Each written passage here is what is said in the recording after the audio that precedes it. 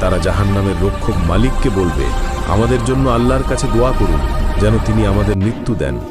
মালিক সঙ্গে সঙ্গে উত্তর দেবেন না, 1000 বছর পর বলবেন, তোমরা এখানেই চিরকাল পড়ে থাকো। তৃতীয় আবদার, তারা শাস্তিদাতা ফেরেশতাদের বলবে, অন্তত একদিনের জন্য আমাদের শাস্তি হালকা করে দিন। ফেরেশতারা বলবেন, তোমাদের কাছে কি স্পষ্ট পথ নির্দেশ নিয়ে রাসূলেরা আসেননি?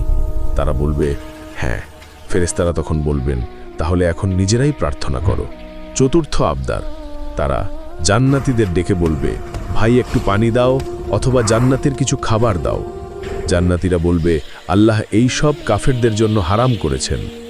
সবশেষে আল্লাহ বলবেন, আজ আমি তোমাদের ভুলে যাব যেমন তোমরা আমাকে ভুলে গিয়েছিলে।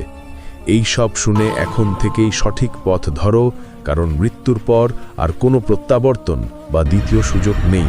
আল্লাহুম্মা কিনা আযাবাহ জাহান্নাম, হে আল্লাহ